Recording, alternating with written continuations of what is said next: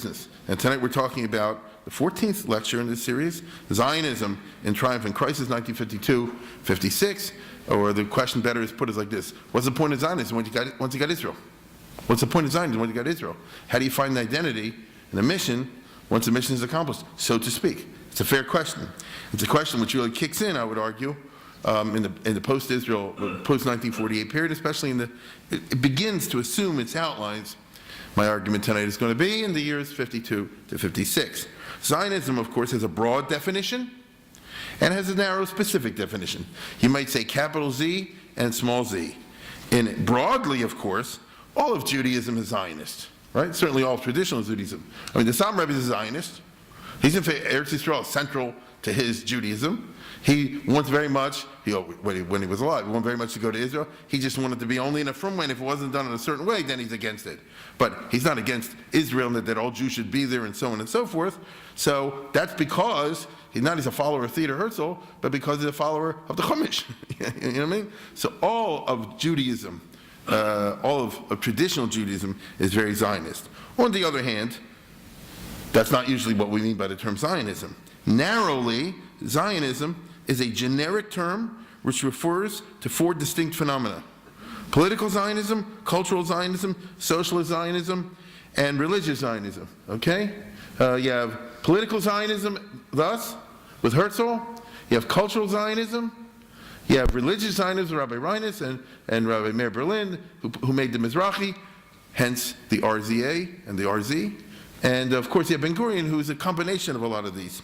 Now, we'll focus one at a time. And political Zionism is a very clear and easy thing to describe because it had a beginning, a middle, and an end. Political Zionism is 1897 to 1948. The first Zionist Congress was started in Basel by Theodor Herzl in 1897.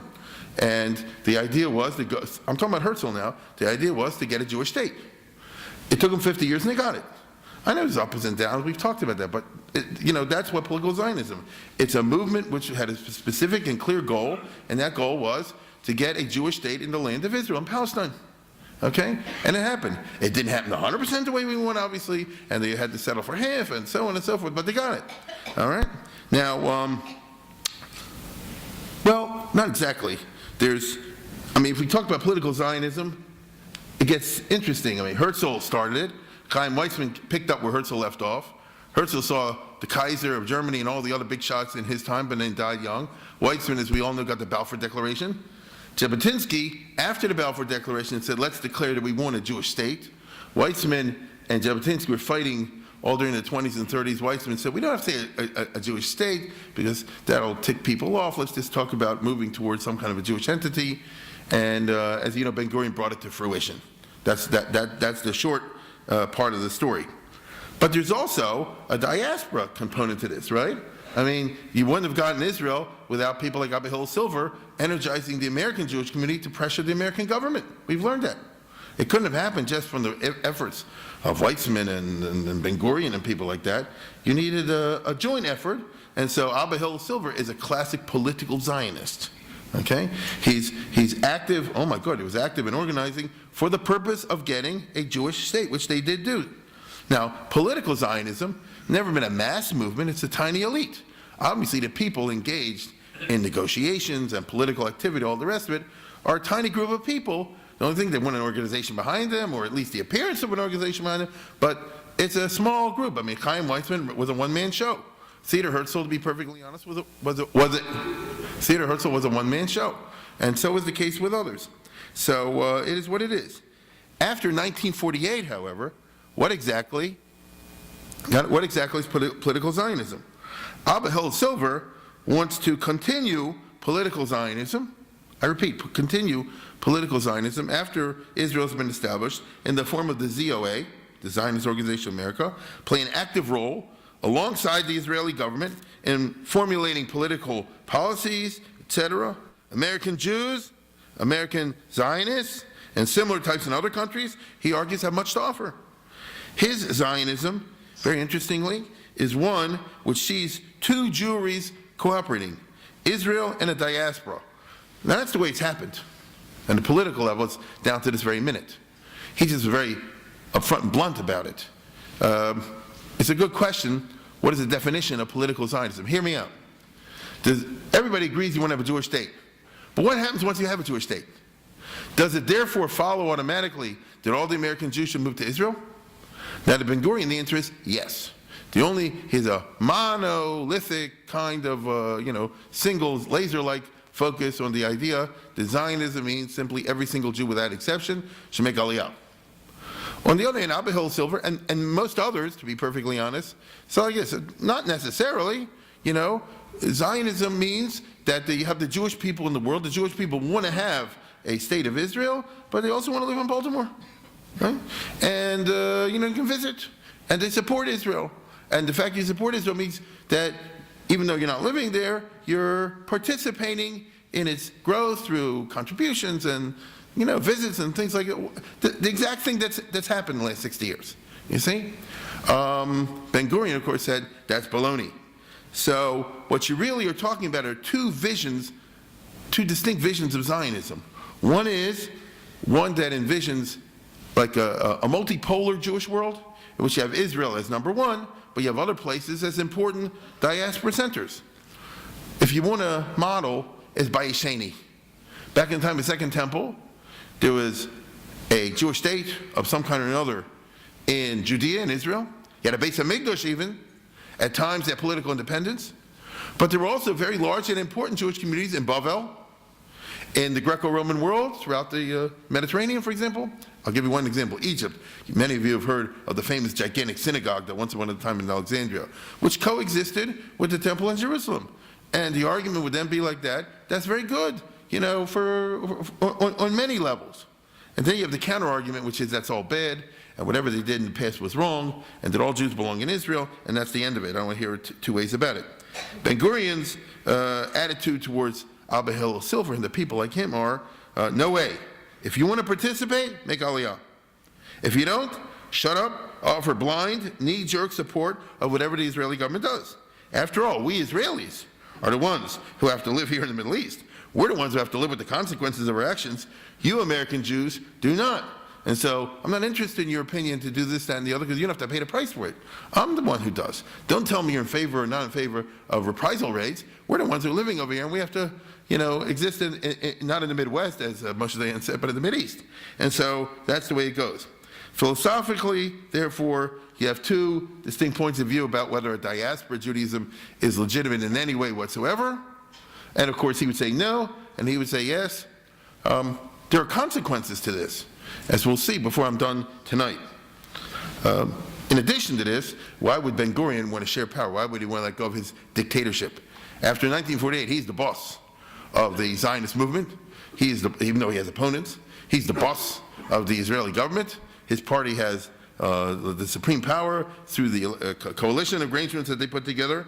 And in the years after 48, Ben Gurion wins an absolute victory. And you have, for the next 60 years, pretty much a rather politically subservient diaspora until very, very recently. From time to time, there have been these phenomena. Let's go to the next one. But only recently you have like J Street and that sort of thing, in which you have the diaspora barking back and biting Israel, okay? Although they're claiming to help. But if you think about it, all during the 50s, the 60s, the 70s, the 80s, the 90s, and into the 21st century, whatever Israel does, we go out in the street and demonstrate on their behalf.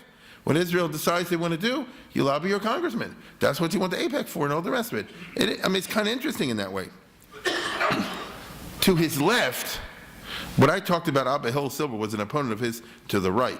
To his left, Ben Gurion wants to make sure that his opponents do not use the Zionist movement to undermine his rather hardline security policies. You see, there was a Zionist movement that continued, whether they wanted it or not, in the shape it did. They had a World Zionist Congress in 1951. They had one, I remember, in 1956, so twice during the period we're looking at over here. And each occasion, Ben Gurion was hammered from the left by people like Martin Buber, the famous philosophy professor in Jerusalem, who are like peace now. You understand? In other words, they say Ben Gurion's policies are all wrong and that they're un-Zionist. Now, I know it sounds funny, but nevertheless, that's the argument that they make, that it's un-Zionist. You see, Buber and his guys, most of whom are professors in the Hebrew University, literati, intellectuals, usually from Central Europe, they want already at that time a binational state. They also want the right of return, by the way, as part of the program of political Zionism. Now, everybody's entitled to have their opinion, and they advocate for this within the context of the World Zionist movement. You understand what I'm saying? They make speeches like this. This is a little bit weird after 1948, and you have the Grand Mufti still running around, and you have Nasser, all the rest of it, but they would disagree with me. And they would say that I'm wrong, and that the other options have not been explored, and the other paths have not been tried, and they were in favor of a binational state from the day one. And they have an argument. The argument is, what's the point of setting up Israel if you have the whole Arab world against you, and they'll never stop? And therefore you always have to sleep with a gun in your hand forever, and it'll never go away? And what do we gain? Of course, you have the counter-argument, which is, you're crazy. A binational state and right of return, the Arabs will never share anything with anybody, and they'll kill you all. I get it, and so do you. I'm just simply trying to tell you what happened. Buber and the left-wing Zionist, political Zionists, also are very liberal, and therefore they want an end to the military government over the Israeli Arabs. During the years we're talking about in the 50s, understand this well, there are about 180,000 Arabs in Israel. I'm talking about citizens, approximately 180,000 Arabs in Israel. Later they took a few more back, so let's say 200,000 out of a population of close to 1 million, or thereabouts, 1 million and 1.2, something in that area. 200,000 were Arabs. The Arabs were under martial law for almost 20 years, okay, and are to a certain extent till today. And in the years I'm talking about, for the vast majority of Arabs that live in Israel, primarily that's in the Galil, where the majority, it's a curfew. You're not allowed to leave your town without special permission from the army, okay? And it's as simple as that. And this was a part of the law. The British had these laws on the books in the Mandate of Palestine when they were there for security reasons, and Ben-Gurion very conveniently never abolished them. He said they're part of the existing laws, and they used them against the Arabs. Now, why do you use them against the Arabs? To Ben-Gurion, it's obvious. It's a fifth column. If I was an Arab, I'd fight against Israel. Second of all, look what's happening in Algeria. Ben-Gurion said, we don't want Algeria in Israel, right? It's necessary, therefore, to keep them down through a certain dictatorship. And once you do that, so they're under a certain police state, which is kind of funny, because here you have Israel, which is always claiming to be the only democracy in the Middle East, and the Arabs do have a vote. So technically, it's a democracy, but in anything other than that, it's not a democracy if you're Arab, because you actually live under certain regulations that are militarily enforced. And you can't get a job without the Shin Bet approving it, and you can't, literally, you can't move from town to town without the Shin Bet approving it. Let me just give you an example. Suppose a bunch of Arabs ended up, after the fighting was over in 48, here, and they used to live over there.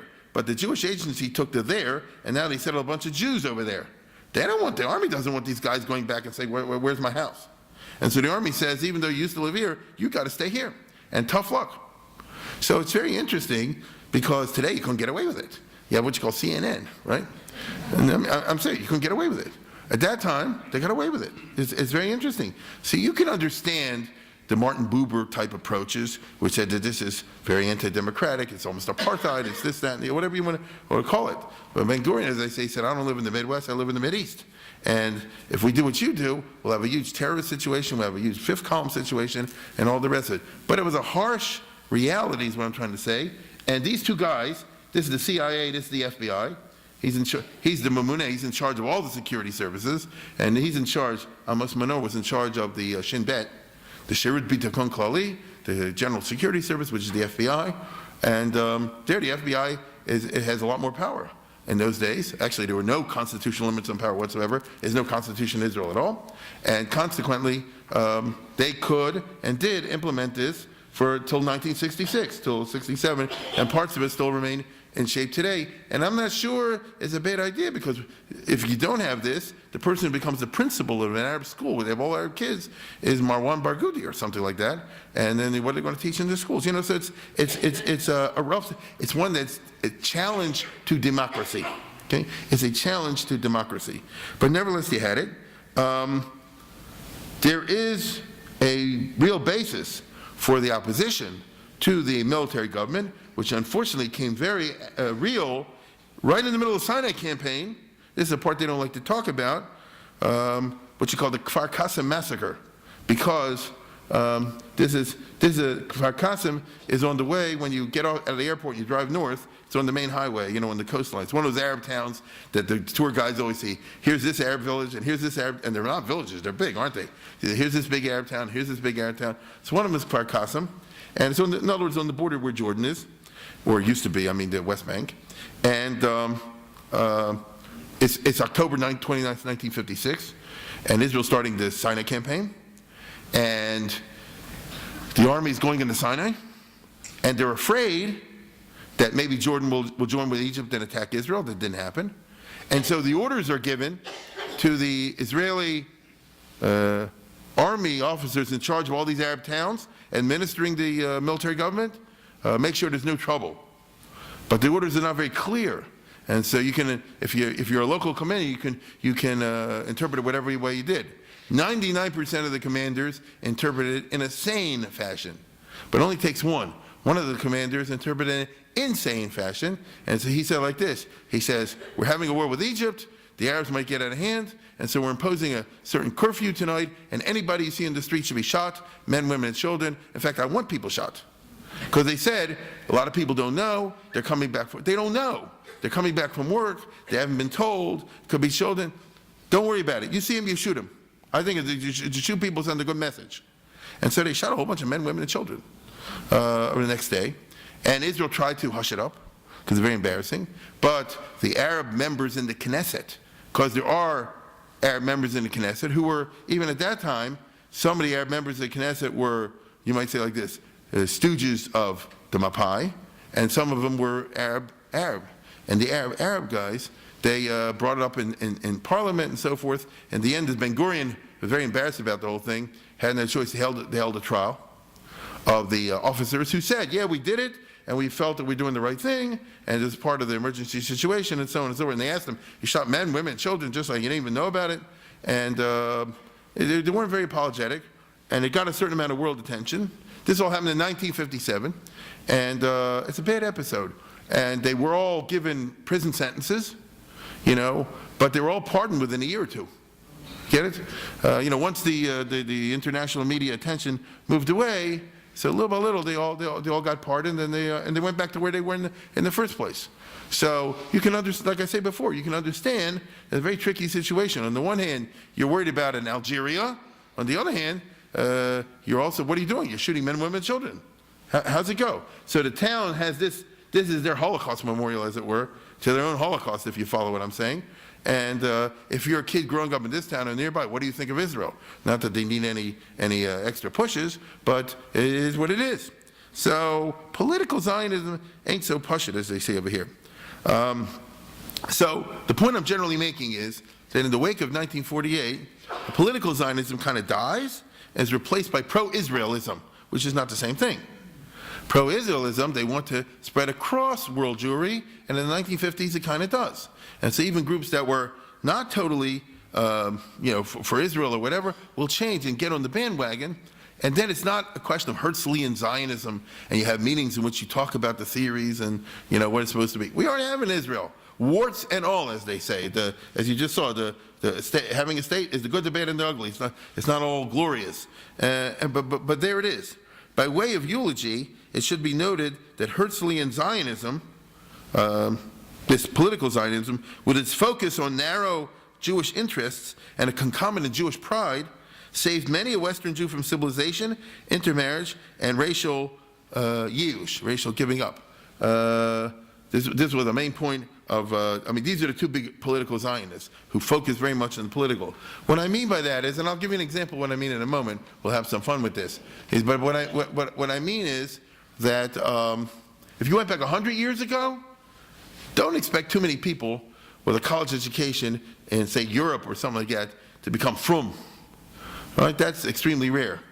But a lot of these people, as a result of their education and the culture in which they find themselves and want to join and adapt to and integrate into, look down on their Jewish side and kind of want to sever all connections with it and feel bad about the fact that they're born Jewish and consider a big big misfortune, all the rest of it. And then they discover Zionism. in 1905 in Paris or Berlin or Vienna or somewhere like that. And they find that here is a secular Jewish movement which is not ghetto-like and is very modern and advanced and forward-looking and very Western, but emphasizes pride in Jewish. Could be Jewish culture, could be Jewish, and looks forward to the Jewish people as a group that deserves dignity, and just like the Bulgarians have a state, and the Serbians are in the state, so the Jews also can have a state. This triggered or touched buttons in thousands, tens of thousands of young Jewish intellectuals, boys and girls, men and women, and has the effect, as we would say today, of making them Baalei Tshuva. I don't mean Baalei Tshuva in the religious sense, but I mean Baalei Tshuva in the general Judaic sense.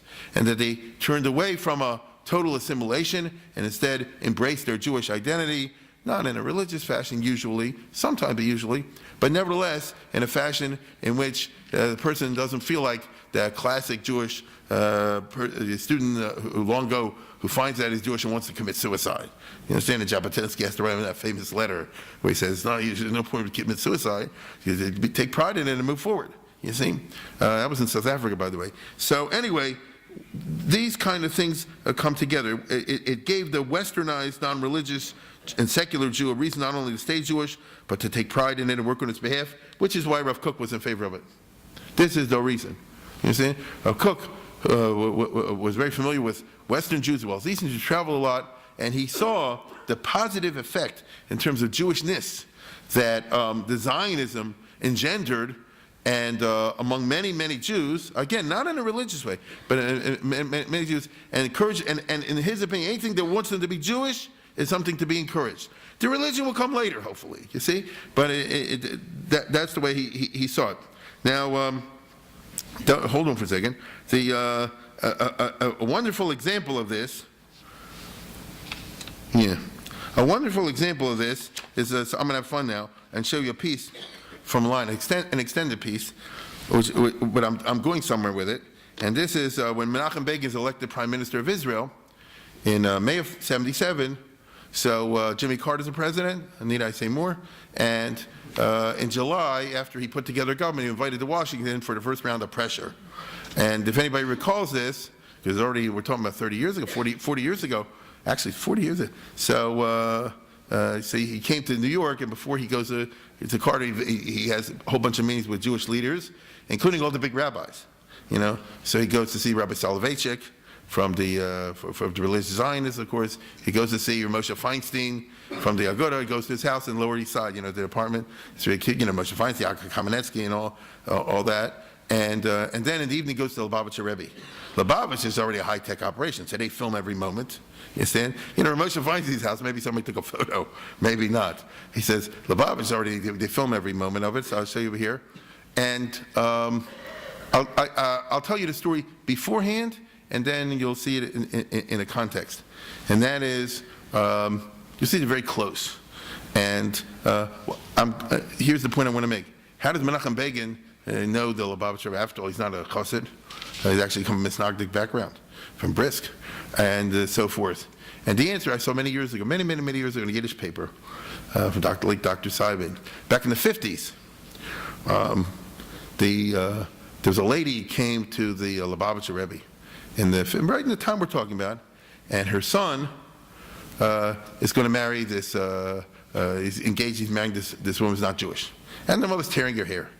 And the son doesn't want to hear anything, and the Rebbe should talk to him, or do something about that. Not religious. And she gets the son to go see the Lubavitcher Rebbe, and he says this, and that, and the other. It doesn't mean anything. You understand? And you think like this, Lubavitcher Rebbe? It doesn't mean anything. And it's the Rebbe's tearing his hair. What do you do about this? And he's asking the guy, what's your background, so on and so forth. And the guy was in the Irgun. Right? Among other things, he had been fighting in Palestine during the late 40s. And so what about the Irgun? So he mentioned this Dr. Simon, who used to be a columnist for the Yiddish paper, some people may recall. And Dr. Simon's like this, Menachem Begin is visiting in New York, I'm going to talk to him. Understand? And by the time it's all over, they summoned this guy back to the Lubavitcher Rebbe. And he says, I know about this, and there's Begin. And Begin's like this, are you still in the Irgun? You still in the this one? And yes, sir, because if you're in that culture, how do they say it, hamafaked, he's the commander, and so forth. In the end of the story, Begin said, listen, I can't tell you to the affairs of the heart, but this is a treason to the Jewish people. Right? This is the opposite of what we fought for. And that started to give the guy bad feelings, and by the time it's all over, he changed his mind, and the end of the story is he didn't marry her, he ended up marrying a Jewish lady. The point of the story being that why did he make the decision that he made? It wasn't out of religious motivations. You understand the person I'm talking about is not religiously motivated. It's out of nationalistic motivations. It's out of political Zionistic motivations. It's out of Jabotinskyism. It's out of the Irgun and that whole culture, which spoke to people at that time in a way that it wouldn't work today. You see, I couldn't conceive of this happening today. But as a result, the two men, I'm talking about Menachem Begin and Babish, became very close over the years, even though Begin wasn't religious, he wasn't a Hasidic, but it has to do with this kind of overflow, or what shall I say, this kind of blurring of boundaries when it comes, in some cases, to political Zionism on one hand and religion on the other. Even the two are not identical at all. But here, you'll take a look at this. This is in July of 77.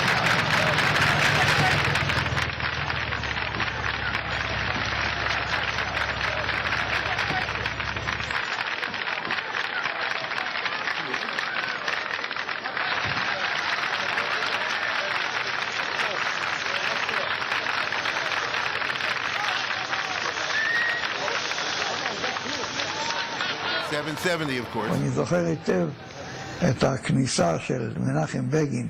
I have come tonight to our great master and teacher, the Rabbi, to ask and get from him his blessings before I go to Washington to meet President Carter for the important talks we are going to hold on the future of the Middle East. The people in Israel do pray for the success of those very important meetings. I do not call them fateful meetings, because the people of Israel, the Jewish people, are an eternal people, and their lot and future are not dependent on a political meeting with the leader of the free world. However, such a meeting has great importance for our future, and therefore I have asked for the blessings of the Rabbi, of our great teacher. Rabbi Schneerson is a great man in Israel. All of us respect him.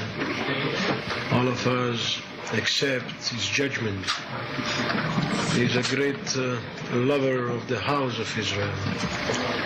He has shown his deep sentiment and love for our children. His blessings are very important to me. I do hope they will strengthen me in that very important mission I am going to fulfill during the meetings with President Carter, the President of the United States.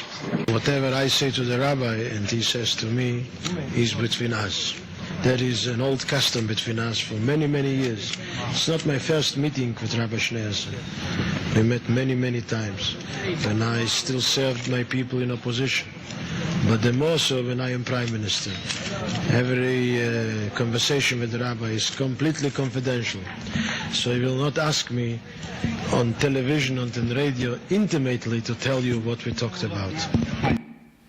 So, you see, he said, we've known each other many years. The original context is this very interesting interplay, I would argue, between political Zionism on one hand and Judaism and religion on the other. But in the years 52 and 56, the model of political Zionism is in the process of being replaced by the model of AIPAC, which is something else. The truth is, the father of AIPAC is John Foster Dulles. Because literally, he was the Secretary of State, and started getting lobbied by Jewish groups. The Eisenhower administration right away in 1953, you'll be shocked to hear. And if I drank cup, because in the morning it's the ZOA, in the afternoon it's the Mizrahi, then it's the labor Zionist thing, then it's the Hadassah wants to see it tomorrow morning. So he said, can't you guys get your act together? You understand? And he pressured them. He said, if I meet with the Jews, let it be one group and all this sort of thing. And they said, we can't agree. And Abdullah said like this, you got to agree because I can't spend all my time meeting with, with the ladies auxiliary of Shomrei Emunah, It's not like I have all respect for the women's organization of Topeka, Kansas, but you got to be real over here. And the result is that they formed together the American Israel Public Affairs Committee, the President's Conference, as they call it, and all the rest of it. And so he's the one who really created the Jewish lobby in the form that we have. It's simply because the federal government says, we're going to be lobbied, at least have one face that we deal with, and so forth. That's different than political Zionism. That means that you're taking in as wide a tent as you can of American Jewry. It goes without saying. Logically, in light of all these developments, the World Zionist Organization ought to have been dissolved. You should say mission accomplished, and that'd be great.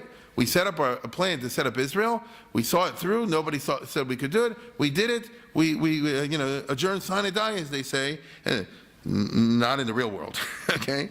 Let's put it this way. There was already a vested bureaucracy, as a lot of people make their living from being in the Zionist office, and being the schnorrers, and being the secretaries, and being the public relations directors, and all the rest. And what happens to their pensions, as it were? There are too many jobs, and so the World Zionist Organization continues, and it does until today. But what's the mission? You see, we know that you got a job, we know you got a salary. What's the mission? Of course, if you're a bureaucrat, you say like this, we'll figure out the mission. Meanwhile, keep paying the salary, right? What is the mission? Supporting Israel? Battling anti-Zionist Jews? That fight has been won. Israel has happened, okay? In the period I'm talking about, by the time you get to 52, 56, a vast change has gone over Reform Judaism. It's been Zionized.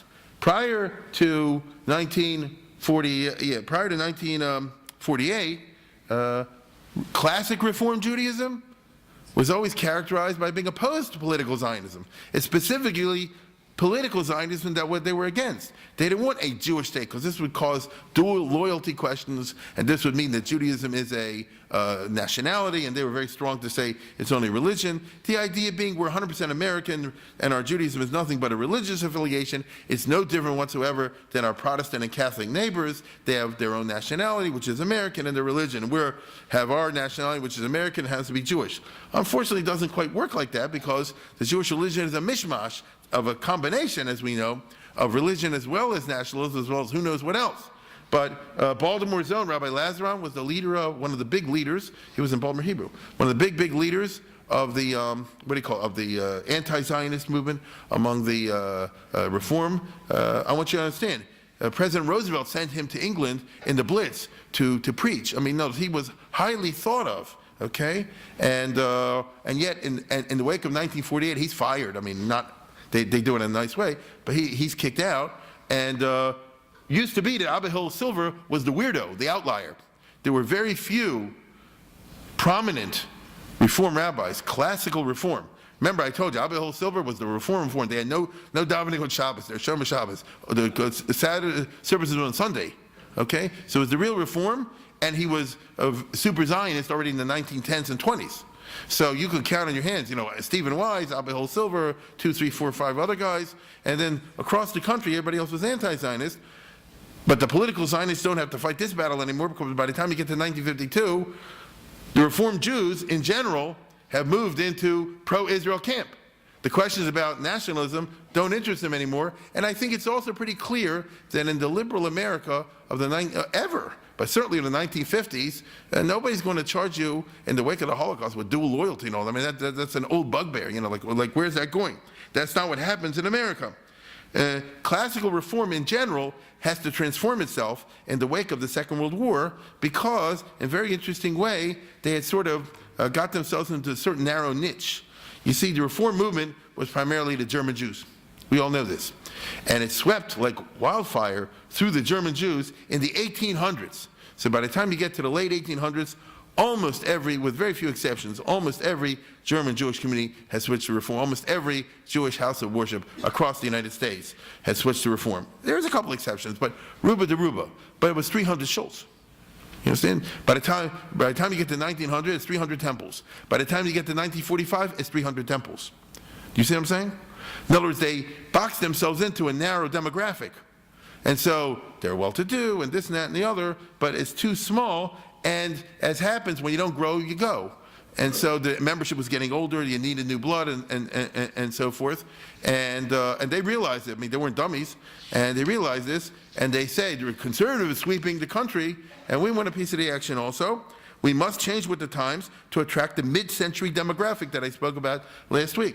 We're not catching the attention of the people born in America from Eastern European parents who were born in the 1910s, 20s, 30s, and 40s. And that's the future, okay? If we all just stay with the old German Jews, all the rest of it, the old ones are going to die out, and too few of the young ones, as is the case in these situations, are going to be interested in being active in the temple to keep the place going. So we got to bring in new things, and the result is that they switch their leadership. Rabbi Eisendrath becomes the big macher there after the Second World War, and they double their numbers because they make whatever change they're necessary.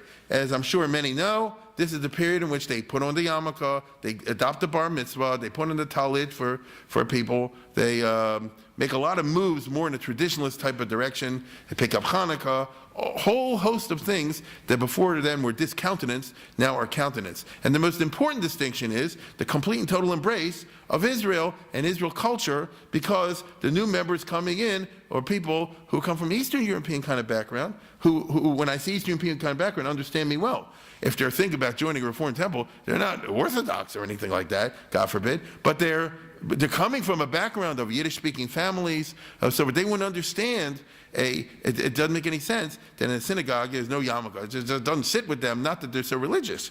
And they don't understand that the bar mitzvah is something that you don't want in favor of a confirmation. I mean, you know, they all had bar mitzvahs when they grew up in the Lower East Side or the equivalent areas of Baltimore or Philadelphia or Boston or Chicago or whatever. And therefore, Jewish folkways are then a natural part of Judaism, and the Reform movement is willing to accommodate them in order to bring them in, and they succeed. Okay? So, Abba Hill Silver is not an outlier anymore by the time you get in the 1950s. Almost all of the Reform rabbis embrace Israel, and the temples become as rah-rah for Israel, and Israeli dancing and Israel bonds and all the rest of it as anybody else, you see? Because that message of being, you know, only a religion and not a nationality, and not caring about Israel. When you read in the New York Times that the Arabs just blew up a house in Israel, that's not going to fly in the 1950s, okay?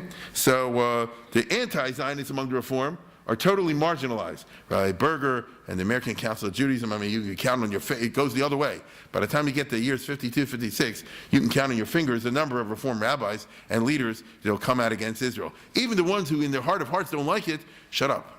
They change their tune because that's what the public wants. So, you know, you see that this way, this sweeps all across America. And as far as John Foster Dulles is concerned, the monolithic Jewish support of Israel is Israel's most powerful weapon. And I would say that's true even till today. Right? What's Israel's number one weapon in the international arena? It's the American Jews, if they're perceived by the decision makers to be united on the subject of Israel. That's why these different groups that break the ranks, like the J Street and all the others, are so dangerous, because then the politicians who only care about power and money, you know, then perceive, oh, I can get away with voting against Israel, and a lot of the Jews in my own neighborhood will support me for it. You understand? Fortunately, that message hasn't gone through to all the congressmen yet, but it will. And it's very dangerous. The monolithic American Jewish support for Israel starts in the years I'm talking about, in the beginning of the 1950s, and it certainly sees Israel through 60 years, okay? And all the presidents, and thank God, and all the congressmen, thank God, and the overwhelming majority, say, Israel, that's all my Jewish voters care about that, you know, and I got to be right on that. So, you know, if I want to get their vote, I got to be right on this thing. Then I can vote other areas on other matters. So it is what it is. That's as far as political Zionism is concerned. Now what about the other Zionism, the Zionism of culture, the Achad Ha'ams? By that, you have a different meaning. This is a different movement altogether, although it blended together with political Zionism. This is a movement that started in the late 1800s from the Haskalah in Russia at that point, and he's atheist. And therefore the cultural Zionism is an atheist phenomenon, meaning it's one that rejects Jewish fundamentalism at a very base, at a fundamental level. And wants to reconstruct and reinvent Judaism as a culture, as a national group, as a national kind of you know, civilization, and put it whatever you want. But the analogy for Achad Ha'am is not Judaism and Catholic and Protestant.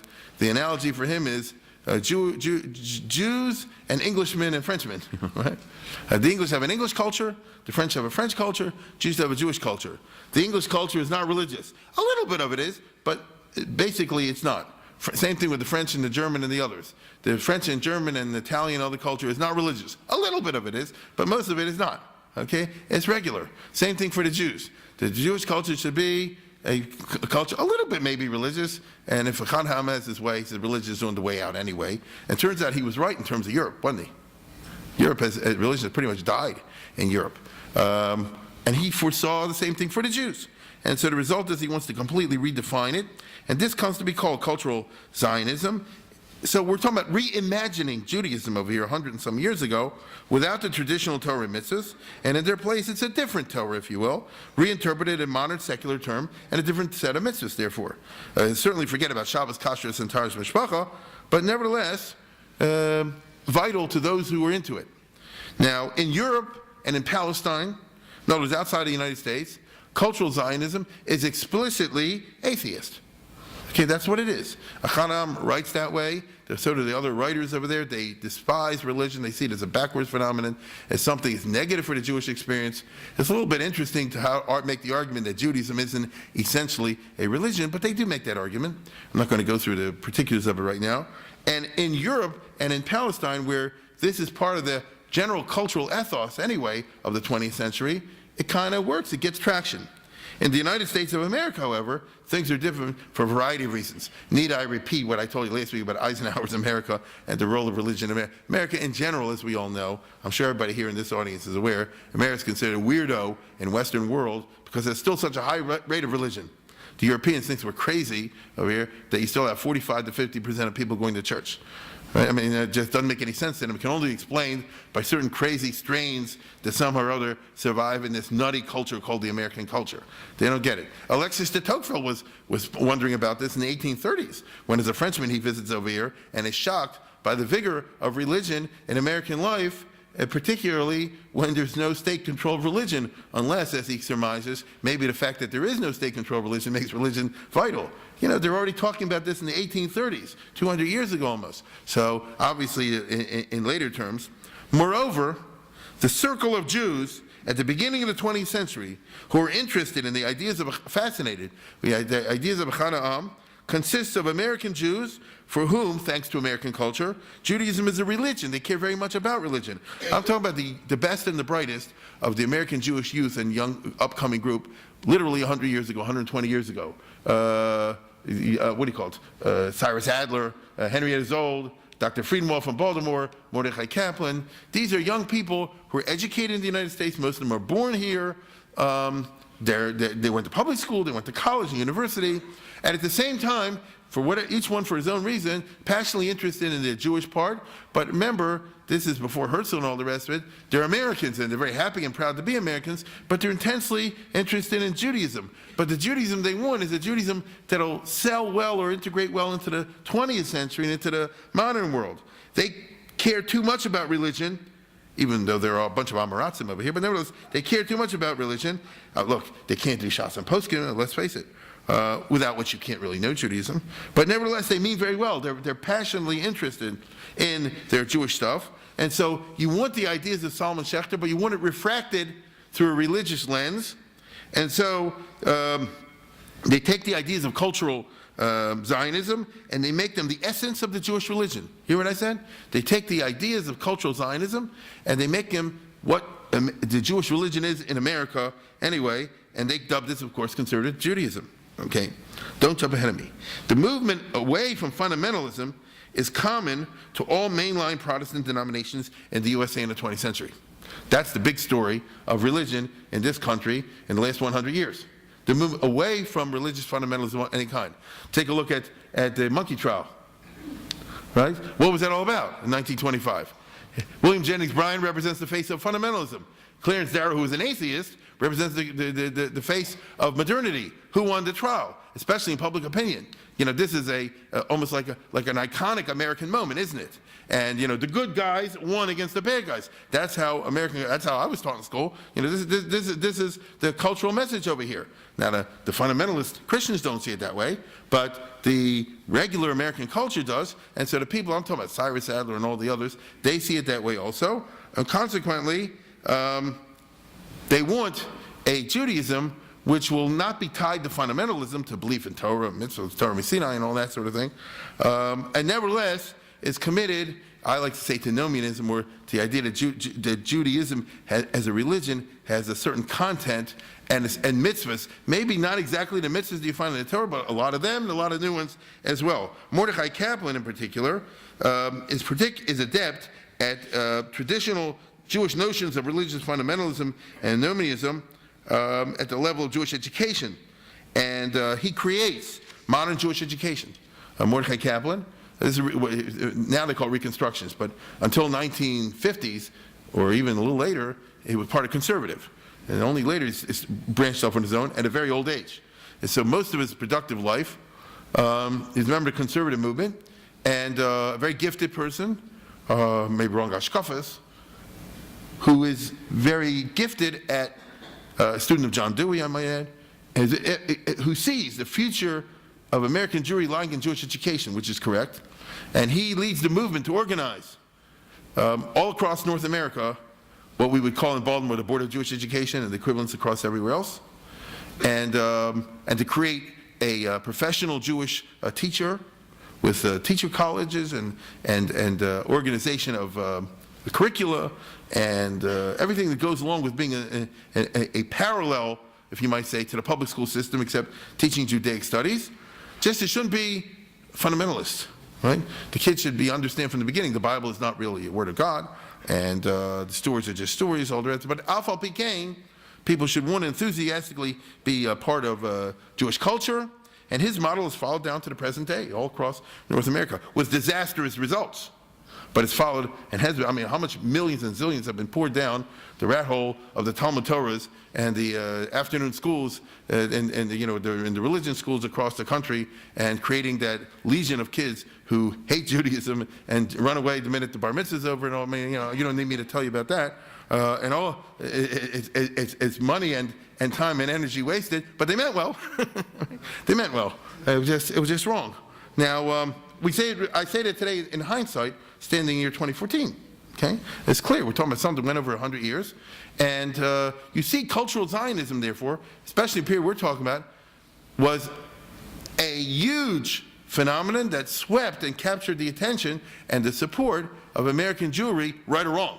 I'm talking here as a historian what happened, not what should happen. By mid-century, certainly in the 50s, this is the Jewish education that exists for the overwhelming majority of the American Jews, particularly the young. Here, schools like the Baltimore, this is the Baltimore Hebrew College back in the 1920s. This represents the acme of Jewish education available to the vast majority of young Jewish boys and girls who come almost always from Orthodox families, who are passionately interested in their Judaism. But there isn't what you have today, is what you had at that time, and this is as good as it gets or as bad as it gets. Just take this across America. You had the equivalent in Gratz College in Philadelphia, and I forget what they call it in Chicago, and in Cleveland, and in Boston they have a Hebrew college. And across the country you have these sorts of things. Sometimes they call it a teacher's training college, sometimes they call it by other names, but this is what exists at the high school level. For the few kids, the weirdos, they're actually interested in pursuing their Judaism after the bar mitzvah, after the bas mitzvah. Now what they're going to do is they're going to get the kind of education that says what I just told you before. Forget about the fundamentalism, the Bible is a bunch of fairy tales, and let's move past that. Now, once we get that out of the way, let's talk about what Judaism really is, and let's engage with it in a vital sense, and so on and so forth. And in the 40s and 50s, in the period I'm talking about over here, it had a vitality. In cultural Zionism, the central focus is not on God and His Torah, but on the creation and development of a modern Jewish culture, fundamentally secular, or very liberally religious, which is almost the same thing. Now, since it's evident that the only place in the world it is possible to have a fully modern Jewish culture is Palestine, where the Yishuv is nothing than Achad Ha'ezim writ large, because the culture of the state of Israel, the culture of the pre-state Yishuv, talking about the secular one, is the Achad Ha'am culture. It is the culture of having it in Ivrit and having it as its subject, life in general, the secular life and everything that goes along with it. Israeli secular poetry, Israeli secular art, Israeli secular production of culture, and everything that goes with that. That being the case, the focus of attention of American Jews needs to be on the Yishuv and its culture, and not on the Torahs. And so, hence, the basic content of the education that I'm talking about in the Hebrew colleges across the country and their equivalent is very Israel-focused. Before the State of Israel, it's Yishuv-focused, and after the State of Israel, it's State of Israel-focused. So what are we talking? We're not talking about Gemara, Rashi, Tosa, any of that. We're talking about Ivrit, Israeli dancing, Israeli art, Israeli books, or better yet, books by Americans about Israel, like Leon Uris, glorification of the kibbutz as the highest form of Jewish culture ever devised. These and similar subjects become the curriculum in the synagogues and the schools. Some of you, I'm sure in the audience, I see, did this, I'm sure. So notice that was what the content, the essence of Judaism was. For the intellectuals who want something more, there's the secular discipline known as Jewish history.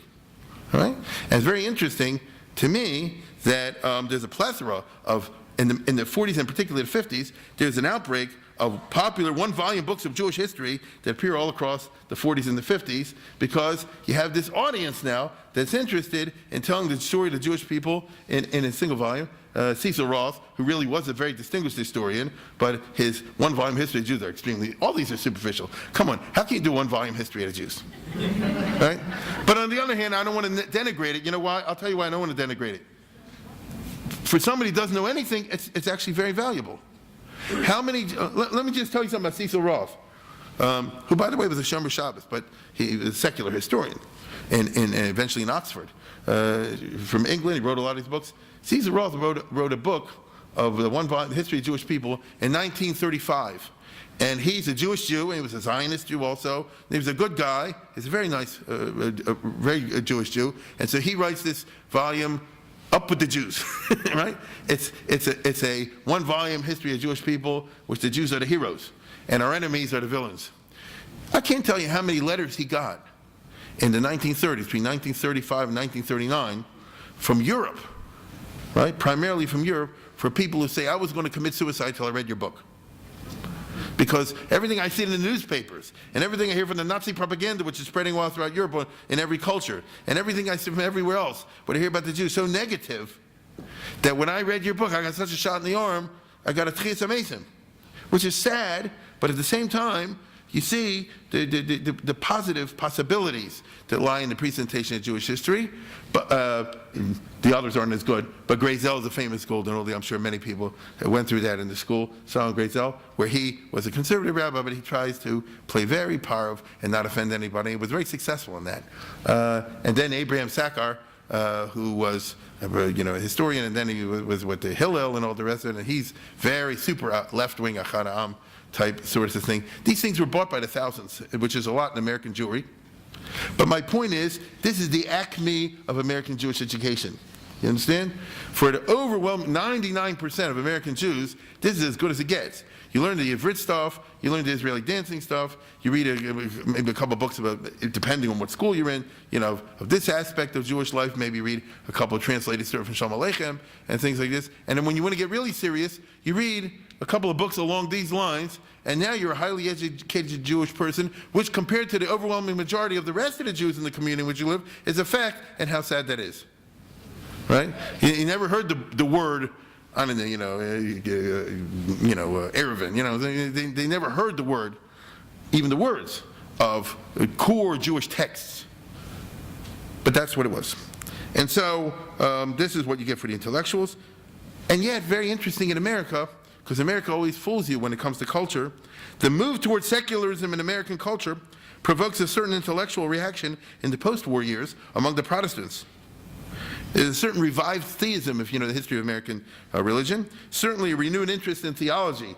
If these are names that were famous once upon a time. Reinhold Niebuhr and his brother, they were big Protestant professors of theology. These books are written, they wrote about faith, and how can you have faith in modern time, and how can you really believe in a real God in the modern time, and they wrestle with these issues. Oh my God, I'll tell you right now, the conservative reform rabbi all knew these books better than they knew the Talmud Yerushalmi. This was on, they made religion a reality, questions of faith, a reality in American life in the way that it wasn't elsewhere. And so what happens is something a little weird, and that is, for intellectual Jews of a certain type, which usually were the thoughtful, mid-century conservative reform rabbis, to be perfectly honest, this will mean, no, it won't. This will mean an interest in Buber, in Heschel, Abraham Joshua Heschel, and Franz Rosenzweig. These are from Europe origin primarily, three very intense cultural Zionists interested in theology. Once upon a time, the 50s is the golden age of Abraham Joshua Heschel, because his books have a tremendous sweep in American Jewry, and he's the most learned of them all. At the end of the day, Rosenzweig was a nice guy, Buber wasn't, and both of them were tremendous Amoraphim.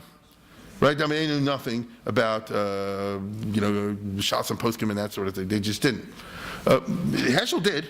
He certainly did. He was a Talmud Chacham, and he wasn't a fundamentalist. But, so therefore his books, even today, I run into people all the time to read these books on Shabbos and on the prophets and things like this.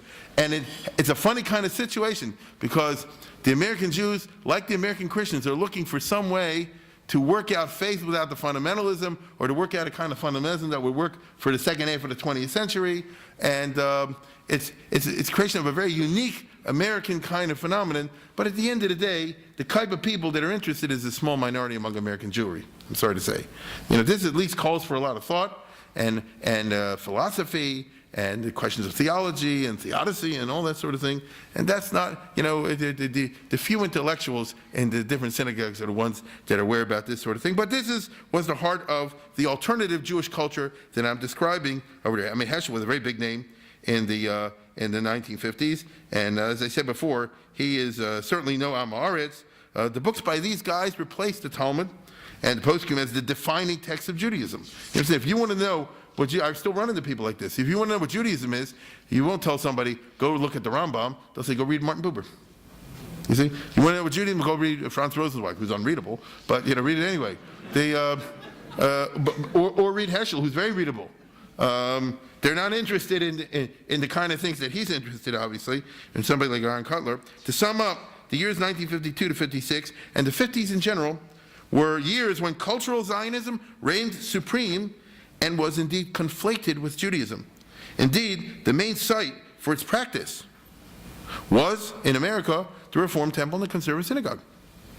They didn't develop in America, as you had in Israel, secular institutions of perpetuation of cultural Zionism. In America, it was conflated, and it was found in the synagogues and in the temples, and to the small degree of the students in the Hebrew colleges and that sort of thing, with the very small numbers. Its obvious appeal lay in the fascination with the new state of Israel and with the new Judaism that was supposed to be arising in it.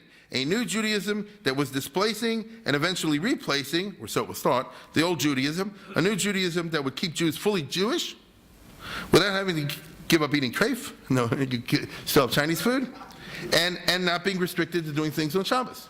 That's what it boils down to. People really thought it's happening. Now, there's always this talk about the new Jewish culture that's coming, and the new Jewish thing, and the idea is something that it just never happened. But, the notion that something was going to happen really captured the imagination of a lot of people. A powerful element, interestingly, of this in America in the 50s was what I would call the women's world, the women's zone, the realm where women practiced a new Judaism in this golden age, which combines that lost phenomenon, the non-working mother, and the cultural notion of the separate female culture, which later on, I'm not talking about egalitarianism over here, that's something different, comes later. I'm talking about a kind of world that evolved on its own in America, in which there's a men's club zone and a women's club zone, so to speak, which is very much part of the mid-century. Organizations like Hadassah and the Sisterhoods and the Ladies' Auxiliaries all across North America flourished, and I mean this really well, with a wealth of impressive activities, providing a full life of Jewish activities without having to keep the old laws. Henrietta Zold was held up to be the model Jewess, and she is the cultural Zionist icon. Henry Zold, of course, was the daughter of Rabbi Zold from Baltimore. I'll show you in a second. And she, let's put it this way, was very interested in religion. She was a theist. okay? Not a fundamentalist. She's a theist. And she never got married and so forth. She devoted her life to Hadassah and things of this nature, meaning she becomes a model of how someone, and female too, in the early 20th century, can create a whole huge movement within Judaism and invigorate the Jewish lives of many people within a cultural Zionist context by creative labor in Palestine. And how can you be against a hospital?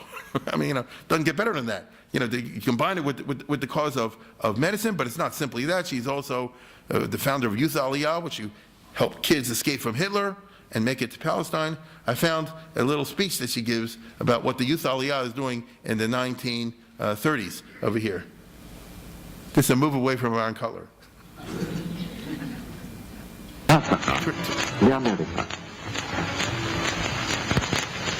We have already brought out of Germany into Palestine 1,000 boys and girls between the ages of 15 and 17, from a land in which they could not attend school into a land in which they have fine educational opportunities, from a land in which they cannot pursue trade into a land in which they are taught trade, from a land in which they are repressed into a land in which they are given the opportunity of full self-expression.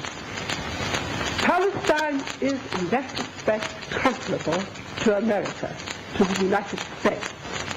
As in the United States, our young people look forward to a life of usefulness, so in Palestine, these young people repressed in Germany are able to make for themselves a sphere of usefulness, a sphere of noble citizenship. Yeah. Baltimore native. Now, the great problem is that this is all rather generation specific. It works for the parents who came themselves from immigrant parents or grandparents with Yiddish and all that. It doesn't work, as we know, for the children, specifically the daughters in the 50s who go off to college and to encounter the great world out there. And they look back at the world of the synagogue and Hadassah luncheons and the ZOA and the Jewish life and Judaism as petty bourgeois, and suffocatingly provincial and vapid. It flourishes in the 50s. But as we all know, it doesn't in the 60s. By then it's so out of date for the next generation of daughters of America. So this whole culture will have the same demographic, but it won't be able to bring in the new blood. I mean, it's quite a leap from the time you get from her to the 60s, when these people, take it from me, are not interested in going to Hadassah luncheons, okay? And it gets, I think, even more intense when you get to Woodstock, okay? We're there. This is not the world of Henrietta Zoll. This is not the world of cultural Zionism, meaning it becomes bypassed by the progressive movements of American culture. This is brought out, fascinatingly, I would argue, in American culture and the controversy regarding the foremost Jewish novel of 1952 to 1956. Who can figure out what? Don't show it yet. Who can figure out what was the #1 Jewish novel in 1952 to 56?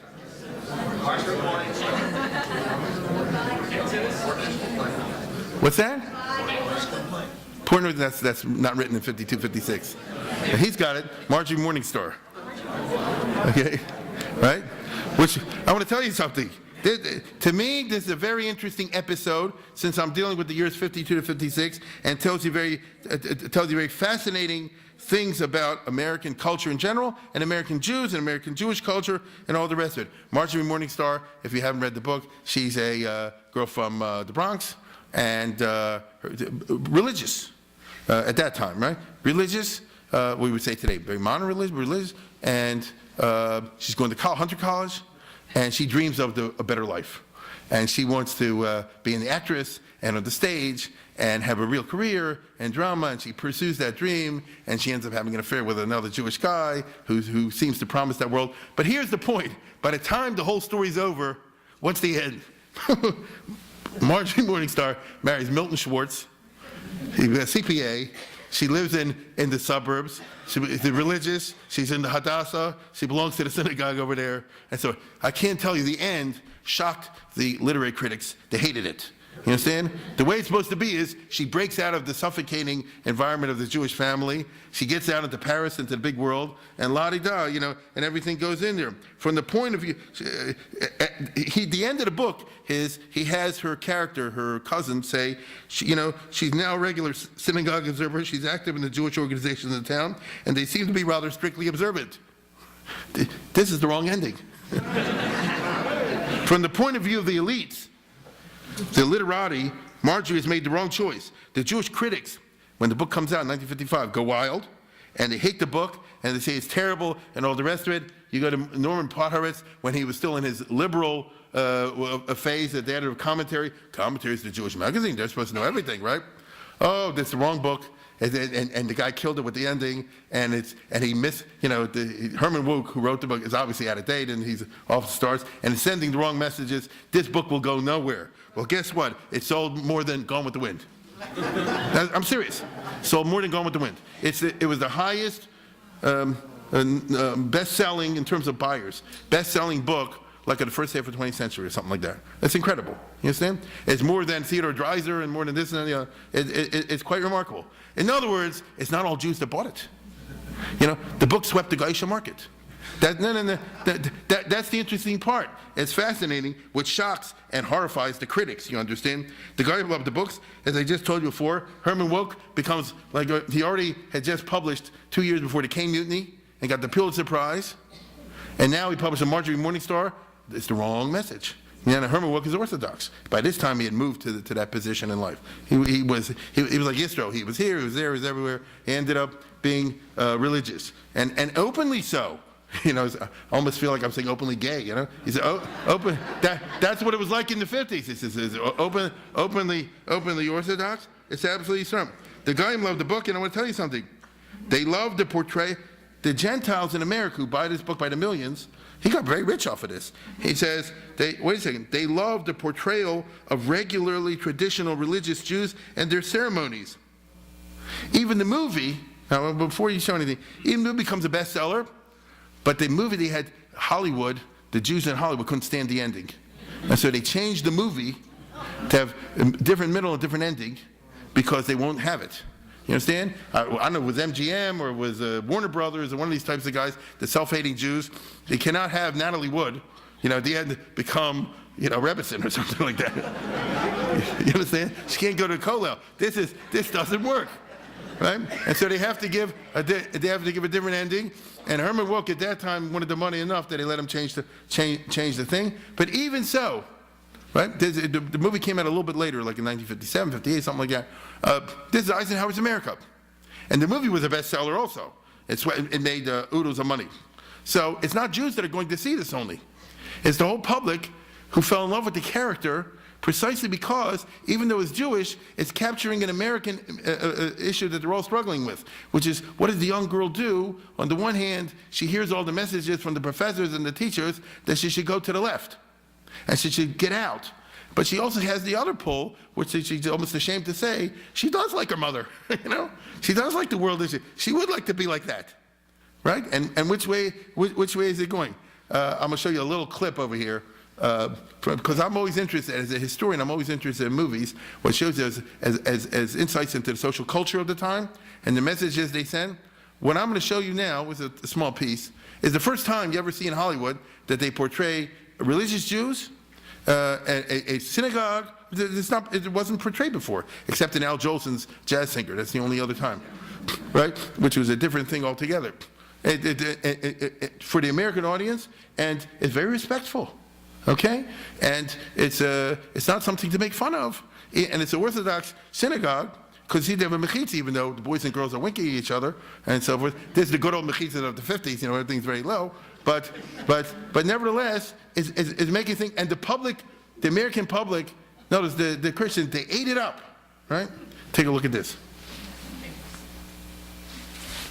Marjorie! You'll be ready in a second. They're going to show. All ready, Papa. Oh, Uncle Samson. Marjorie. Say, Marjorie's becoming something, a lady. A few years ago, you sat on my knee. Now you look like a regular movie star. Where's my candy bar? Always a candy bar. No candy bars, no Uncle Samson, right? Right, Uncle. I didn't bring one. What you want now, darling, the uncle can't bring you in the pocket. My goodness, come on, let's go. Come, Samson. Go for a bar Is mitzvah. my hat on okay, Mom? Yes, honey, it looks fine. I told you white would look good with this suit. Hurry up, we're going to be late. All right, come.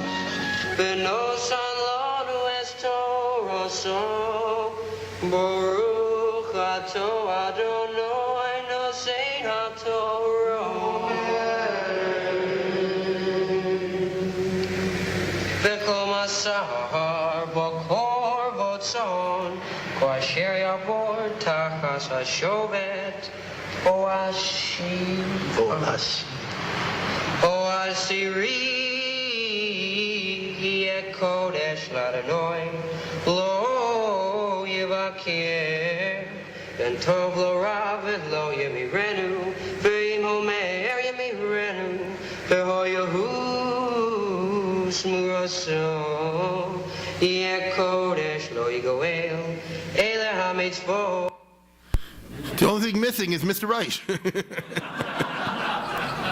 Right? No, but you see my point? Is this presented as something primitive or bad or something the opposite? Okay, the Jews have arrived. The Jewish religion is just as legitimate as the Protestant, as the Catholic, and so forth. You see? And so here you have a situation where the Jewish machers, the big literary critics, and the others say, oh, the whole book is too Jewish and too traditional, and then she makes the wrong choice and all the rest of it. The biggest fan in America, Henry Luce, Mr. Wasp.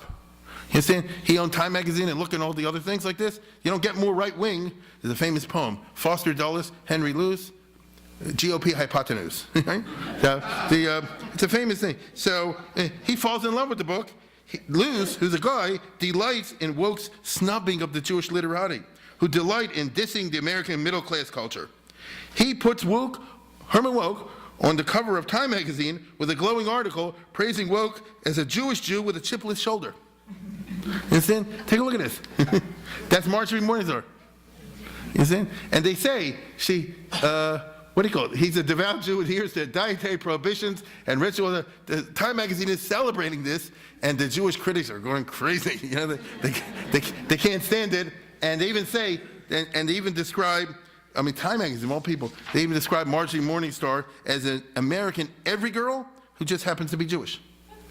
I mean, he captured something in there. So it turns out the religious ones, the Goyim, are saying that the religious ones is the real Jewish with whom they feel the most comfortable. It's a very interesting moment in 50s culture. And of course, Herman Woke can say, I guess, Chabder al Bad. He said to the literary I'm crying all the way to the bank. The other Jewish writers cannot understand how a successful writer can be a Shomer Shabbos. Don't you have to sell out to make it in the modern world? I want to show you something very, very interesting. A 2-minute piece or so from Herman Wook, who's 99. And this is a few years ago when it was a young 90 or something like that. Not long ago at all. And I found it online.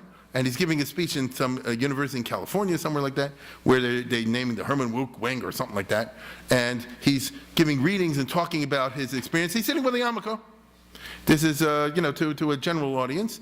And he's discussing the question, am I a Jewish writer? Because he says whenever they talk about Jewish writers, they always leave out Herman Wook. As you say, if I ask somebody who's a Jew, Philip Roth, I don't know, Malamud and all these other jerks, he says, everybody's a big Jewish writer. Herman Wook, he says he's not a writer. And he's saying he is, but he tells you a very interesting episode from the 50s. Okay, take a look at this. Every author who acquires a name has what you might call a signature novel.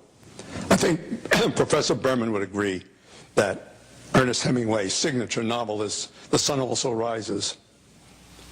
And Fitzgerald's is almost without doubt The Great Gatsby.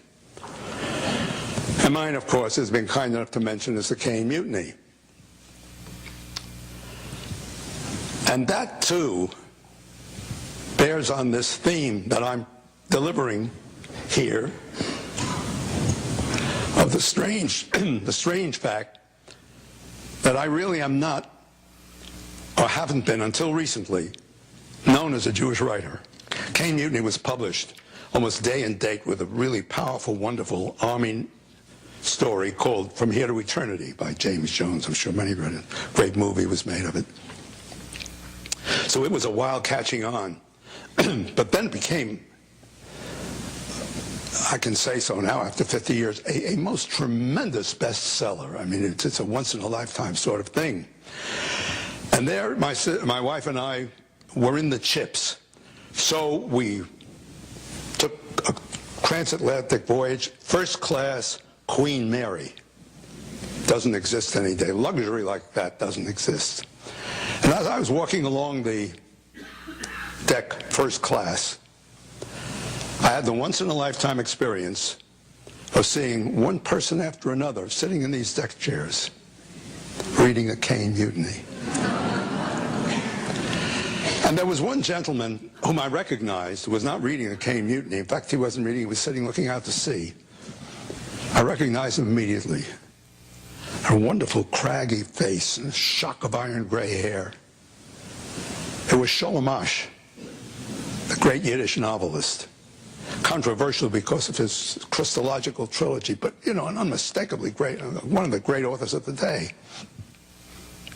Well, on impulse, I went up to him and speaking Yiddish, which of course I could, I congratulated him on his work, and he accepted the compliment with gracious condescension. And then I mentioned that I just published a book called The Cain Mutiny. He stared at me. His eyes opened wide, almost popped out, and he said, "You're the author of The Cain Mutiny? I thought you must be a big blonde goy." You haven't heard the best yet.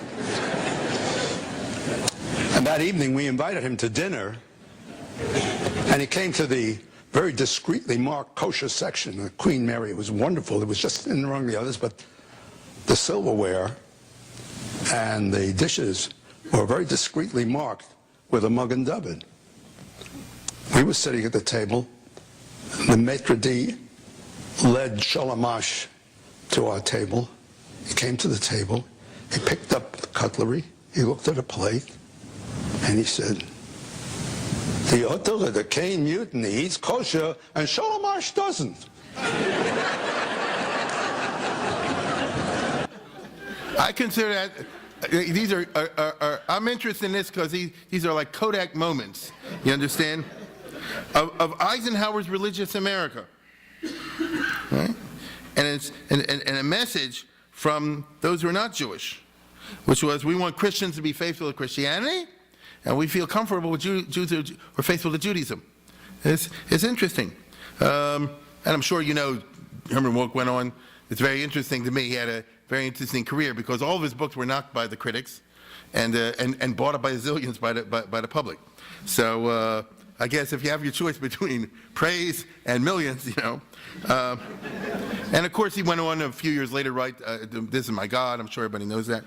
So to Orthodox Jews, at that time, this is a shot in the arm. To non-Orthodox cultural Zionists, they rather interpret it as an affirmation, keep up a vigorous Jewish culture. Unfortunately, Marjorie Morningstar is rather exceptional. As time goes on, the girls and guys will be less interested in that kind of a culture. But in the 50s and mid-50s, this model still held.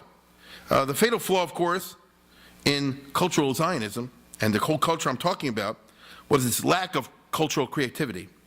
Jewish illiteracy, which could not help but create a rather vapid and culturally superficial Jewishness, whose iconic representation, of course, was the 1950s bar mitzvah. Need I say any more, right? And, you know, it was all bar and no mitzvah, as they put it over there. Well, we're all familiar with this, and I mean, it's an icon already. You know, bar mitzvah is when you end your Jewish schooling. Right? Bar mitzvah is when you have paid your price, and now you can go and live a normal life and everything that goes along with that. I don't need to explain that to this culture. But still, in the 50s, cultural Zionism held its sway. In Israel, of course, cultural Zionism has a totally free field, and indeed a Hebrew-speaking society and entire civilization was created. Though the situation was complicated by the influx of non-Hebrew speakers and masses of people with no education whatsoever. I mean, in the 50s, you talk about the Ma'abarot, the mass immigration. They're not interested in Achad Ha'am and creation of society. They just want to, the parents won't really learn Hebrew very well at all. And the second generation, of course, will. And even today in Israel, you can go to places where they still speak French and so forth from the old days. And, they'll just try to high culture is not on their agenda. Let's put it that way. The Achad Ha'am model will be restricted in the 50s and afterwards to a small elite.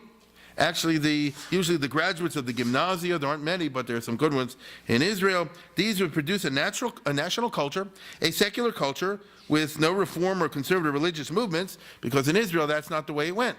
It went for strictly secular and atheist, to be frank. And they'll create an entire culture over there. It won't capture the imagination of the world. It'll be a culture of a country, like every culture has its country.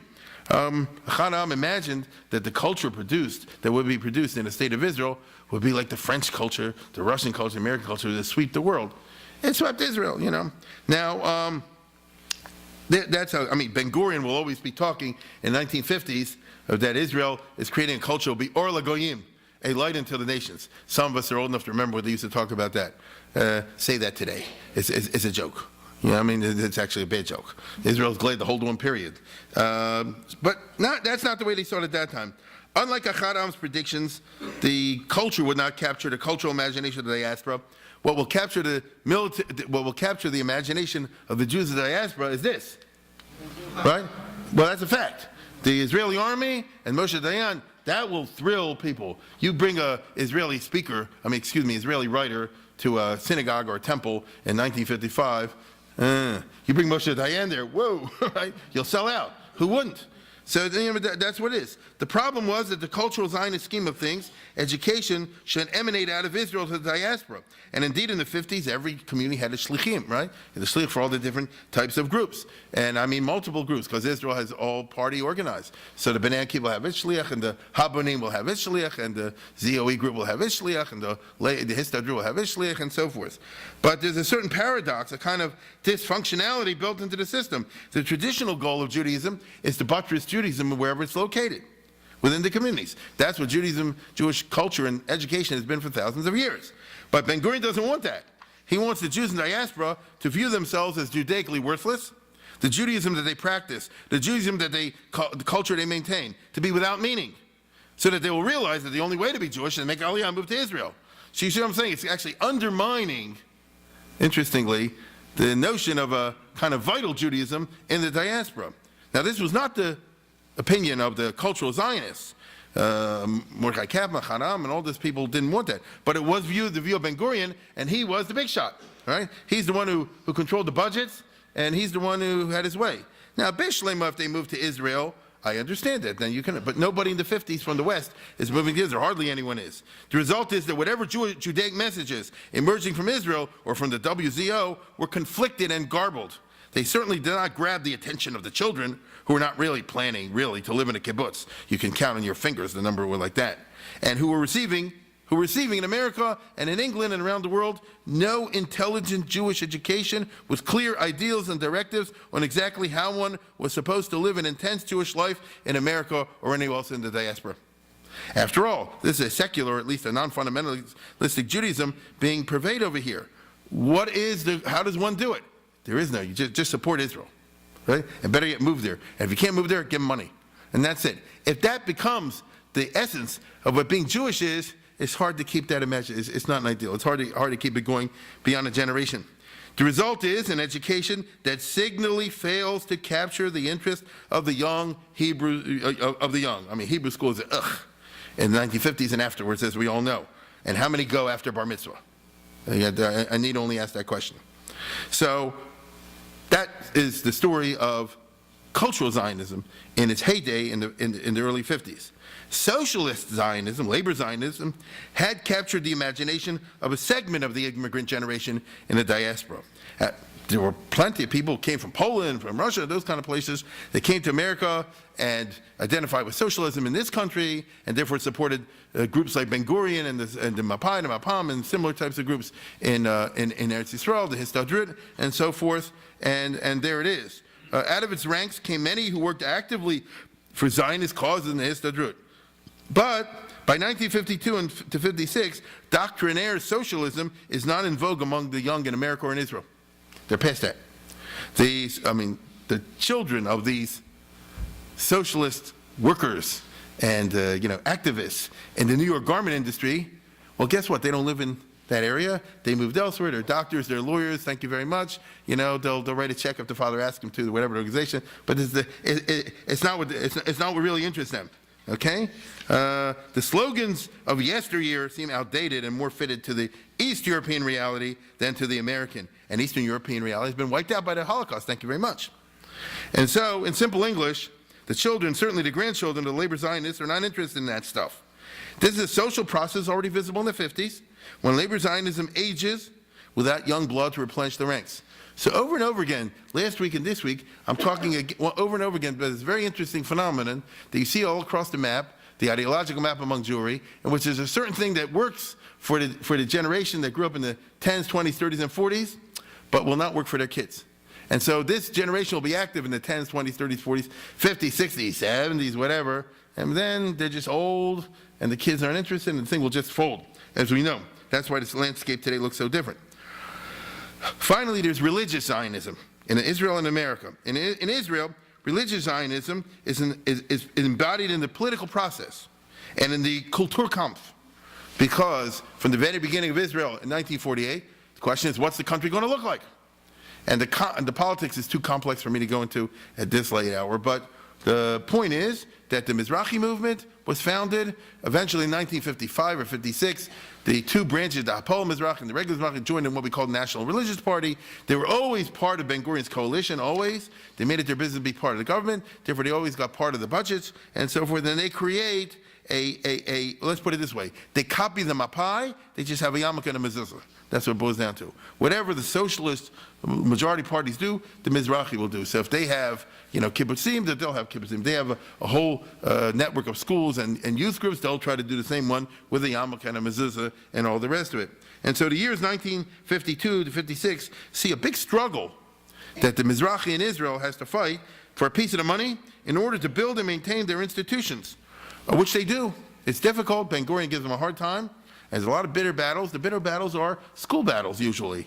You understand? Here's a new settlement, and the government's creating a new settlement. The government's putting in a public school, but it's a public school of their type, which means they're going to brainwash the kids in their way. The Mizrahi said, no, we want a religious school to brainwash the kids in our way. And this is, no, really, and this is how to bat. And Ben Gurion will try to say, we don't have the money now, and they'll scream, they'll threaten to leave the government, and this and that and the other. Finally, they'll get something, or they won't, in the different areas. And they are creating a parallel universe. It's so interesting, as I'm sure all of us are aware. In Israel, you have, certainly in the past, parallel communities living, coexisting. There'll be a secular community, then there'll be the religious Zionist community, the Kippah Sruga, as we call today, living in a parallel universe, and the Haredi community living in a parallel universe, and the Arabs living in a parallel universe. That's how they do it in Israel. They're all coexisting at the same time, and they're all cohabiting, as it were, in the same space, but one has nothing to do with the other, really. This is the way it turns out in Israel.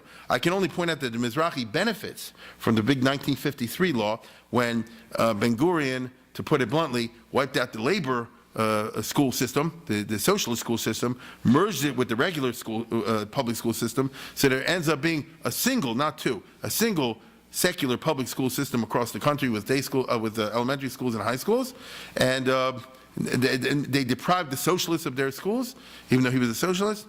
And the result is it makes it a little easier for the Mizrahi to expand their school system, and they do it primarily among the immigrants who are Sephardic and come from more traditional backgrounds. Education will be highly politicized throughout 1952 to 56, and the struggle, as I say, vitalizes the movement. The adults are energized by fighting with Ben Gurion. Here's Ben Gurion and Rabbi Maimon, who were best friends and kicked and screamed at each other all the time. You understand? But it kicked and screamed over the issues that I'm pointing out. That the Mizrahi said, we want more Yiddishkeit, we want to have more mezuzahs, so to speak, we want to have more schooling particularly. The beginnings of the movement to start the right wing and the left wing of the religious Zionist movement start in the years 52, 56, but really happen afterwards. As I mentioned a couple weeks ago, on the right wing, I'm talking about KBY, the notion of the religious Zionist but intense yeshiva with no English, with no secular studies. And then on the left, the Bar Ilan. Okay? So these represent two different trends, and once again, the Bar Ilan and the yeshiva will cohabit the same narrow cultural space, and that's the Israeli reality. As for the youth, the Bnei Akiva is vital during these years, but the educational system is anemic, which is exactly why they see it, why eventually they'll lose a lot of people to the what we call the Aguda world, and what the best and brightest often. And so to fight against that, they'll have to upgrade the Mizrahi school system to provide at least X number of really elite high schools in which the learning is very good together with the secular studies, and eventually their own parallel set of yeshivot. Right? Otherwise, as often happens, the most idealistic of the youth will then say, I want to go to Panovich. And that would be considered a failure of the system. As a philosophy, though, religious Zionism was energized by the reality of statehood. Religious Zionism had rather clear cultural ideals, which was to convert the state to orthodoxy. And if this was not a realistic goal in the foreseeable future, it was a genuine ideal, and it motivated religious Zionists to make as fine a contribution to the state as they could, always trying to make a Kiddush Hashem.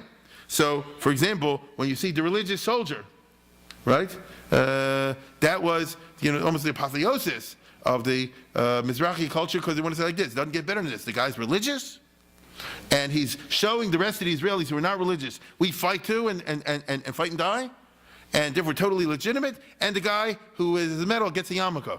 Now I put over here a good story from the years 52 to 56 with Rabbi Goren, who I'm sure you remember was for more than 15 years the chaplain, the chief rabbi of the Israeli army.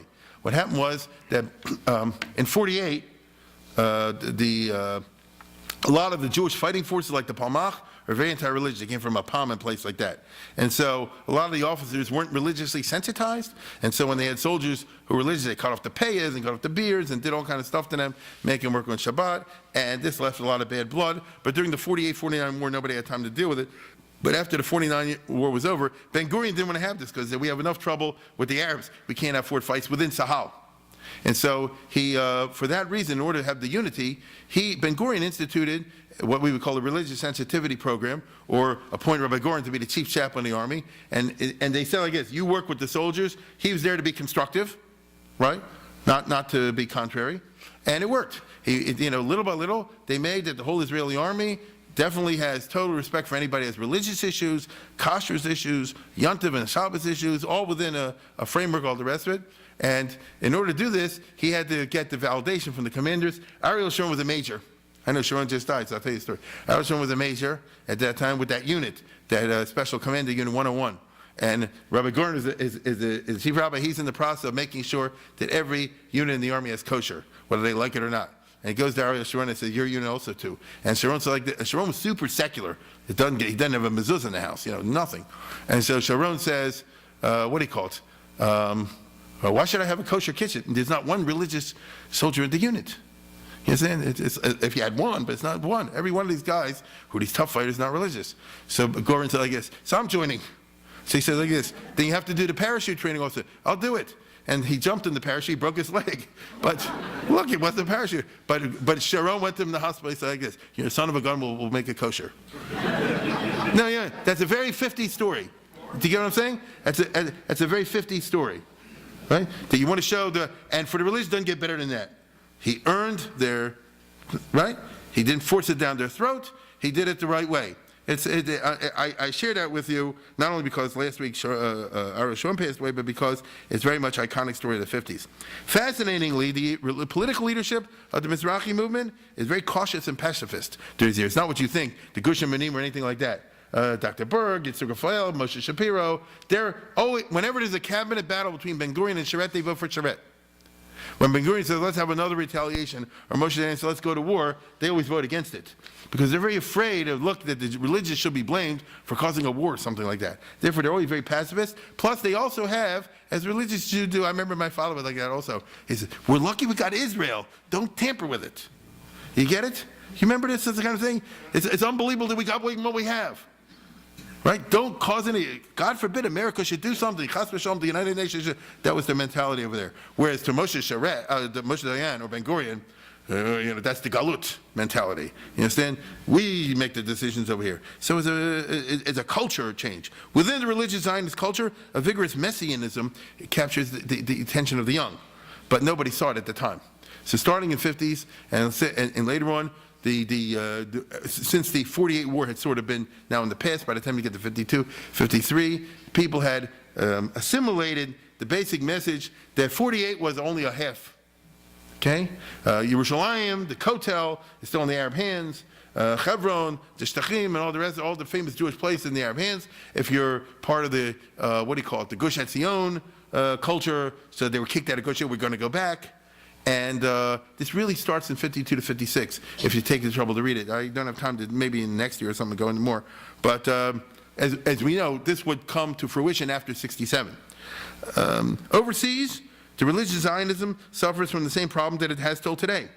And they'll be the first to admit it. The best and the brightest make aliyah. So they leave everyone else behind, right? It weakens the group. The classic story. The B'nai Akiva group, this and that, and the other, the guy get really into it, they leave. They go to Israel. So who's left in Baltimore or in Cleveland or anything like that? In America, the religious Zionism suffers from what I would call a reverse Goldilocks syndrome, okay? Which means that it's not strong enough on the right, it's not strong enough on the left, it's in the middle, and people see that as anemic. If they go to Lakewood, I hear that. If they go the other direction, I hear that. If it's in the middle, so it seems like it has the worst of both worlds. In the years 52 to 56, religious Zionism in this country, again, loses some of its best and brightest, more than a few, to the yeshiva world. This is when the boys from those kind of schools and from YU elsewhere start going to places like Lakewood, to Near Israel, to Chaim Berlin, and so forth. On the other hand, in 1956, you have this very famous episode where Rabbi Soloveitchik becomes a card-carrying member switching from the Aguda. Look what he wrote. He said, I was not born, Rabbi Soloveitchik, I was not born in a Zionist household. My parents' ancestors, my father's house, were far from the Mizrahi religious Zionists. My own links with the Mizrahi grew only gradually. I had my doubts about the validated approach. He's the grandson of Chaim Brisker, for crying out loud. These are intensely anti-Zionistic. I built an altar in which I sacrificed sleepless nights. That's his kind of talk, And he doubts and reservations. That's his rhetoric style. Regardless, the years of the Hitler Holocaust, established the state of Israel, come to Mizrahi, convinced me of the correctness of our movement's past. The altar still stands today, with smoke rising from it, meaning the carbonas of the show-off of the Holocaust. Jews like me required to sacrifice the altar peace of mind, as well as social relationships and friendships. So by going with Mizrahi, I'm losing my relatives. The ones in Israel boycott him, and so on and so forth. The Yeshiva doesn't like me, but I don't want to call a spade a spade. In 1956, and we're talking about the years 50 to 56, Rabbi Soloveitchik did a very famous speech called Kol Dovid, right? Which is a remarkable work, recently translated, I think recently, into English, if you're actually interested in it. It's very thought-provoking, and it's a Yiddish speech. In simplest terms, the rise of Israel right after the Shoah is the Yad Hashem, and needs to be acknowledged that way in unambiguous theological tones. He does it in a much more elaborate way. I don't have the time, especially this late hour, to go into that. You could do a lecture just on the Kol Dovid fake, and I bet you there are a bunch of them on the internet or something like that. And I just want to make a few points. Yeah. This is from Shir Shirim. Maybe you heard that.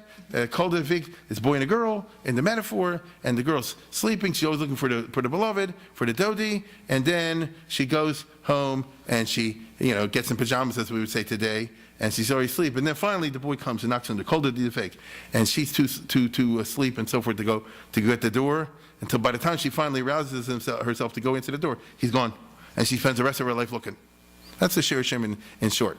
And opportunity knock. God knocks on the door, okay? And how does God knock on the door? He says he sees 6 knocks. You understand? And they're quite remarkable. Did I put them down yet? I'll read it to you very, very, very briefly, or maybe I'll say it out loud because of the time. One knock is the Holocaust. One knock is the establishment of Israel. This is God telling you, I'm here. One knock is in the theological results of it, which are that the Christians have been saying for 1,000 years that Jews are losers, they don't have a country, they're rejected. He obviously was very close to Christian theologian, he took this very seriously, and now they can't say anything, and they don't know what to deal with it. And one of the knocks is that we beat the Arabs, the Israeli army beat them. And you see, Jewish blood is not cheap for the first time in history. Right? And you see over here that it gives the young people a sense of hope about being Jewish in the future, and so on and so forth. You know, it's quite a remarkable work. Like I say, I'm not going to do justice to him at this point, but he's coming out and saying, yes, I'm a card-carrying Zionist. You see, and I have profound hashkafa reasons for doing it. And boy, oh boy, he tears into Dulles and Nasser over there, and it's very much a timepiece. Right? It's a timeless message, a timepiece, where he says, you know, John Foster Dulles hates us. He said in Congress for Senate committee meeting, he asked them, why do the Arabs hate the Jews? He says, because they killed their God. Which, of course, the Arabs didn't kill Muhammad. He says, see, he was a psychologist. Dulles is speaking about himself. You understand? Because they killed the Christian gods. That shows you what anti-Semitic he is, you know, without saying it. And I'm not saying that's true. I'm telling you what the Rabbi Soloveitchik says. And Hitler, and Nasser, and forgetting the British Foreign Office, he goes on and on and on about this. And therefore, I feel it's necessary if my beloved is knocking on the door, we should do something about it. That's basically what it comes into. It's much more elaborate than that, but it's really a remarkable moment in the history of religious Zionism, especially in the United States. He bashes himself as well as the rest of American Jews for being inactive during the Holocaust. He said, what did we do?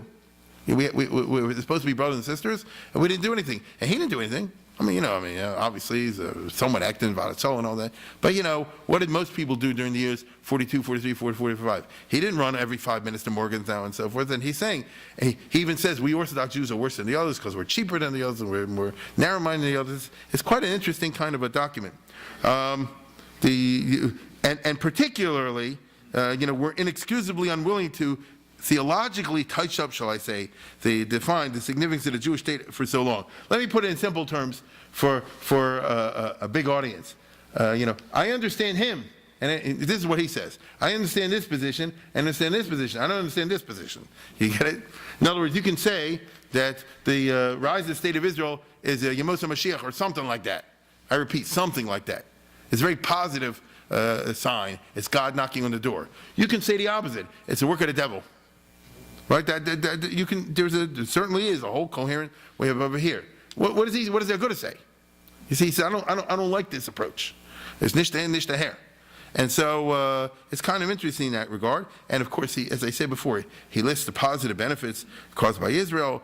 He has a very strong approval of the bloody reprisal raids. Oh my goodness. He says, yes, an eye for an eye and a tooth for a tooth. I say, push up shot. Let's do it. If the Arabs kick us, he says, I believe in the Gemara, eye for eye, tooth for tooth means a monetary payment, but once in a while it means it literally. And if it's Nasser, it's 2 eyes for 2 tooths, and so forth. He's a fan of Ariel Sharon in the 50s. He's full of references, I say, to Nasser and Dulles. All this gets zero traction in the yeshiva world. First of all, the speech was in Yiddish, and to be perfectly honest, the boys that are coming now to learn yeshiva don't understand Yiddish. They learn enough to go and talk to the Rosh Yeshiva or something like that, but they're not really Yiddish speaking. It speaks to parents who are rabbis of shuls, etc. It's a speech to be very powerful to adult group. But who are the adult group in the 50s in the Orthodox world? You see, it's not the young. Their sons in Lakewood, near Israel, tells the Chaim Berlin, they can't read the speech, and the words wouldn't mean anything to them. And so, no, it doesn't get traction over there. Would this approach be able to get traction among a significant portion of American Orthodox youth? This was the question about the future or non-future and religious Zionism in America during the years 1952 to 56. Mainly, how will it play out? What will the future after 1956 develop into? But that is something that's for next year, and now I say to you, good night.